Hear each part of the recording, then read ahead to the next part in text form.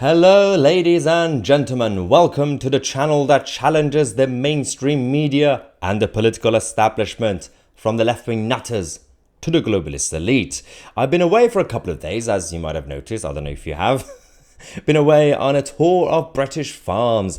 It was very important for me to go around the country to visit a number of farms, rural communities.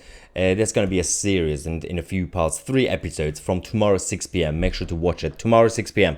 And of course then Sunday 6 p.m. and Monday 6 p.m. we're going to be talking about the death of British farming and what we can do to bring it back. But today we're going to have a lot of videos for you guys every half an hour, because while I've been away, the political establishment have been causing chaos as usual. First video, we're going to talk about Steve Reid, the Labour MP and shadow cabinet minister, who decided to be brave enough to go on Julia Hartley-Brewer's show on Talk TV. Oh, it didn't go too well. It was a bit of a car crash for little Steve, because the interview was about net zero and the Labour Party's net zero policies.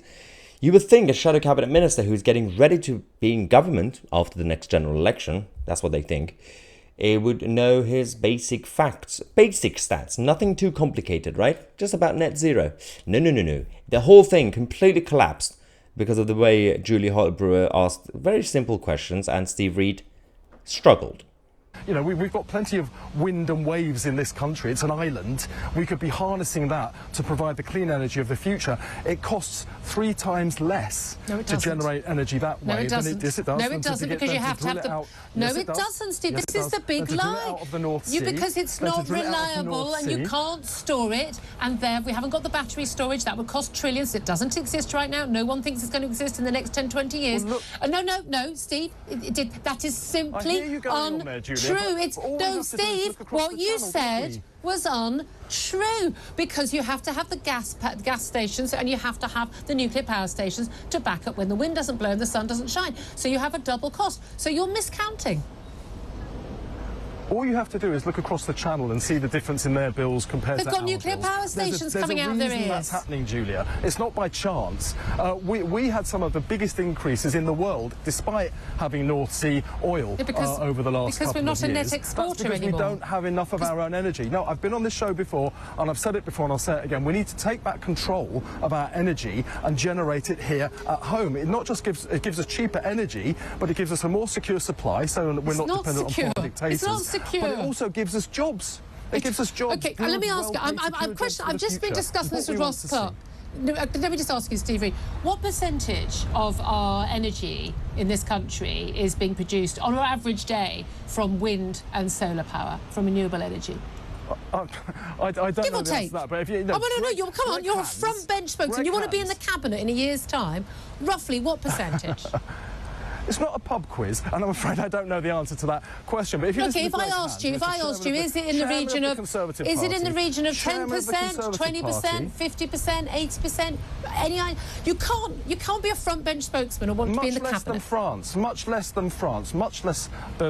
Greg Hands says that drilling more oil out of the North Sea does not lower energy bills in this country or increase our own energy security. He's the chairman of the Conservative Party. He's the chairman of the Conservative Party. Chris Sigidmore, the former Conservative Energy Minister, said this is the wrong thing to do. So you don't have to take it from the Labour Party, take it from people at the top of the Conservative Party. They don't agree with Rishi Sunak either. Well, they don't agree. They don't believe it's going to lower energy costs. Even if we do frack for shale gas, it wouldn't lower energy costs because of the stupid way we have our energy market in this country. Can I just go back to the question I asked you? Do you not think it would be a good idea that a front bench spokesman for the Labour Party who wants to be in the cabinet would be, if there was an election tomorrow, you would be in the cabinet of this country, getting to decide how our country is run, future energy policy, and having a vote in that cabinet that you don't know? You're saying that renewable energy is the future, but you don't know how much of our energy is currently produced from renewable sources. Okay, let's analyse the car crash that we just witnessed. I'm going to do in 3 very short parts. Part 1, the concept of net zero. It's such an extreme phrasing, right? Net zero.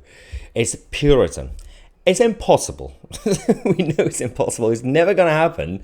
Obviously, throughout the process, ordinary people's lives will be destroyed, but it's not going to happen. It's just impossible. You can't really have net zero. You're not going to be able to have everything clean either. You cannot have, for example, electric cars that they are obsessed with and things like that.